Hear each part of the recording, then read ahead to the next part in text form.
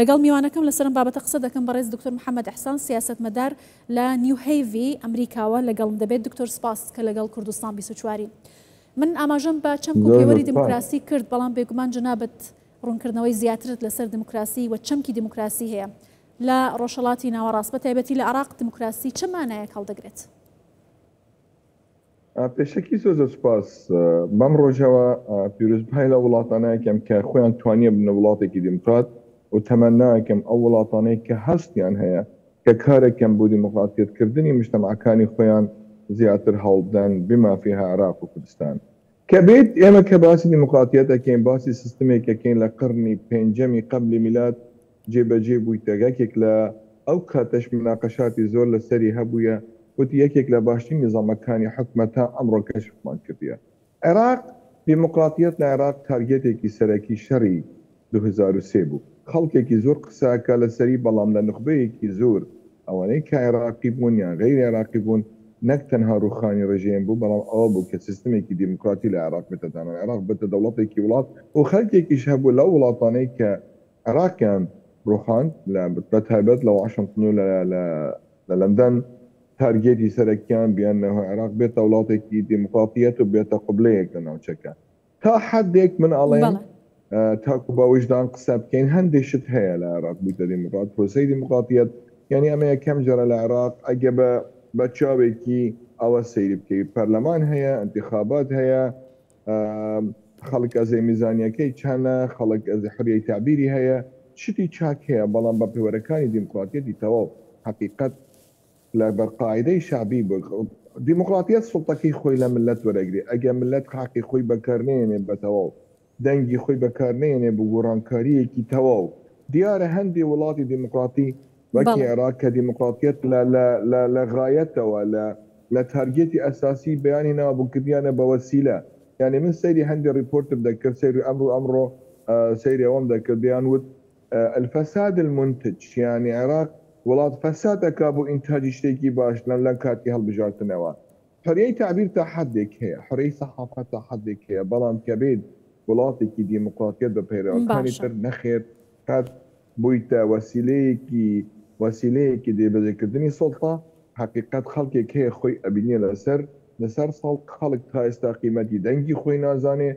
لەبەر ئەوە ئێمە محتاجین لە ڕۆژێکی وە تعزیزی مەفاهیمی دیموکراتیەت بکەین لە مجتەمەعە حکومەت پێویستە تەفەیلی مەفاهیمی دیموکراتیەت بکات لە مجتەمەعە. باشە دکتۆر بەپێی پێوەرەکانی دیموکراسیەوەی کە جەنابەت باست لێەوە کرد یەکێک لە بابەتەکان ڕۆڵی یاسایە لە بەڕێوەبردننی وڵاتێکی دیموکراتیکدا ئایا عێراق پابندی یاسا دەبێت پابندی دەستور دەبێت بۆی کە بچێتە ناو پێوەرەکانی دیموکراسیەوە لە 2023 تا ئێستا ڕۆڵی حکوومەتەکانی عێراق بەرامبەر بم پێوەرە گرنگەی دیموکراسی چۆن دەبینی؟ ئەمڕۆ من ئەڵێم نەخێر یاسا لە عێراق یەکێک لە یەکەم شتەکانی کە لە ژێر قاچی خۆیان کردیە هەرچی کەسێک لە سوڵتە بێ هەست دەکە ئەوە مەزدەری یاسا حقیقت پەرلەمانی شوا تەفکیرەکە هەتی شتێک لە مەسلحەتی خۆی بێت لە زیادکردنی فەسادی خۆ بێت ئەو یاسانە بەکارێت لەبەر ئەوە ئەگە بێ سەیری کەمینیەکان لە عێراق تا حدێکی تر ئەوانەی نەک بەشێکە لە نظامی سیاسی زۆر مخبنن سەیری وەزعی کوردستان کە لە یاسای کە دەستوری عێراق بەکارێت تا ئێستانەیان توانیە دەستورەکە بەکاربنن ئێمە شەڕەکەین تا هەموو ڕۆژە لەسەر ئایا موچە هاتیان نەهات ئایا سەیری کەیت هەموو شتێک لە عێراق ئەمڕۆ لەبەر ئەکسەریەتێکت هەیە لە عێراق ئەکسەرەتێکی نەک ئالیەتی حکومڕانی و ئیمان بە دیموکراتیەتیان تیانە بەڕاستی مشکلەکەی گەورەی دیموکراتیەت ئەمەیە هەر دیکتاتۆرێک لە دنیا بووی ئەڵێ کەسێک لە من دیموکراتیەتتر نییە مەجموعەکانی دەور و بەری سوڵتەش لە عێراقەوە واڵێن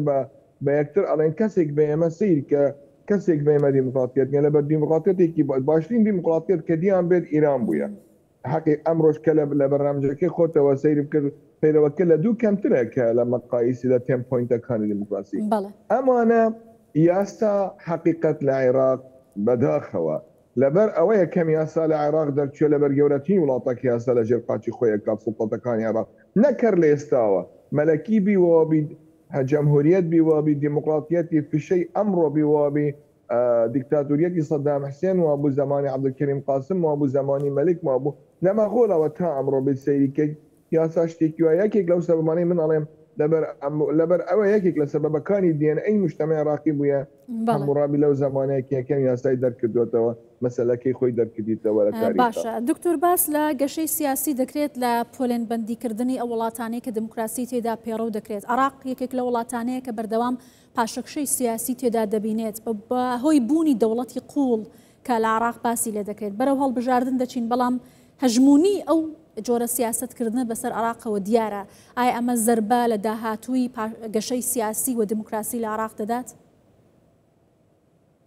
سیرکە باوەڕکە بەو عقلیەتی ئێمە حکومەکەین لە عێراق ئەمڕۆ ئەگەبەی سیر بکەیت ئەو سیستەمەی کە هەیە ئەو عقلیەتی ڕێگای تەفکیری کە هەیە ئەو دیموکراتیەتەکەی کە باسەکەن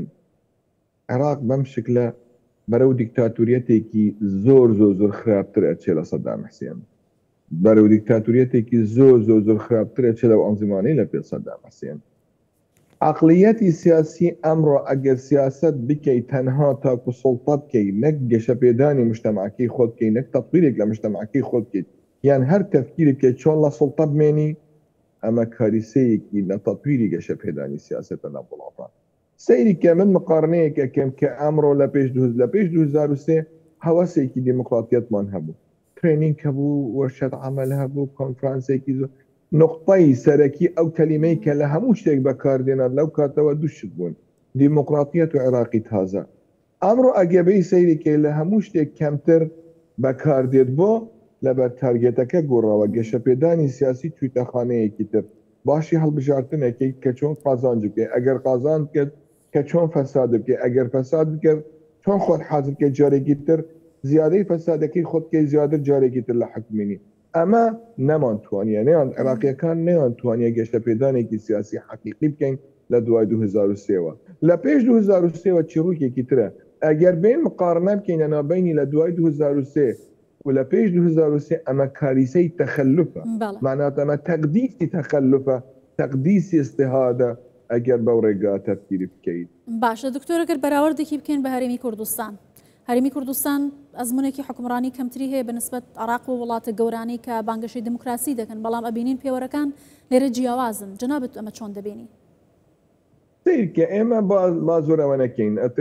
دموکراتیەت لە کوردستان کێرەکەی سەعود و نزولە، یعنی سەرک کەوێ و دێتە خواردن. بەڵام هەم دیسان ئاڵێم جەریمەیە ئێمە مقارنەی خۆمان لەگەڵ عێراق بکەین یان مقارنەی خۆمان لەگەڵ وڵاتەکانی دەوروبەری خۆمان بکەین. ئەمە مانای ئەوەیە تۆ بۆچوونێکی ڤژنێکی تەواوت نییە، نەخێر. پەیرەوی دیموکراتیەت ئەگەر لێ جیاکەی لەوەی لە کوردستان دێتەکردن زۆر چاکترە.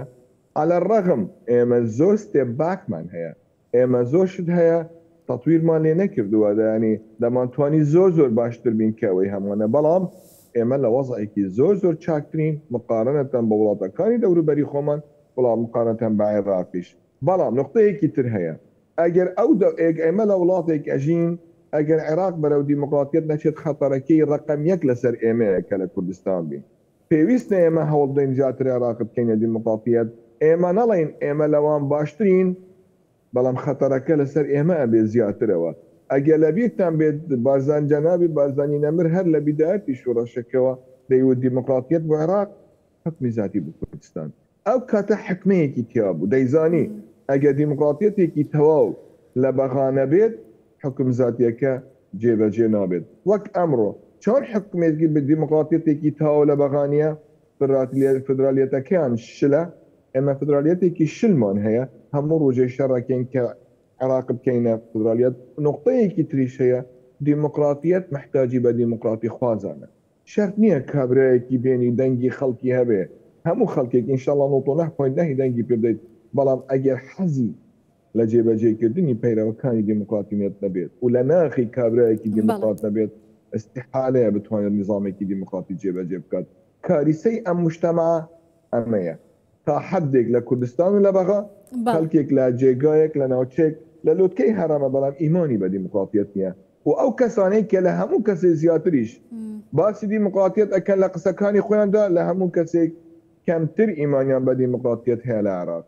زۆر باشە دکتۆر، ئەگەر لە کۆتاییشدا وێنە گشتیەکە وەربگرینەمە تەنها لە عێراقە کە دیموکراسیەت بەرەو پاشەکشە دەچێت یا پێوەرەکانی دیموکراسی تیایدا بەم شێوازە لاواز دەبینرێن یا بەگشتی وڵاتانی جیهان کەوتونەتە ژێر ئەم جۆرە لاوازبوونە لە بەڕێوەبردننی سیستمی دیموکراسی لە وڵاتەکاندا؟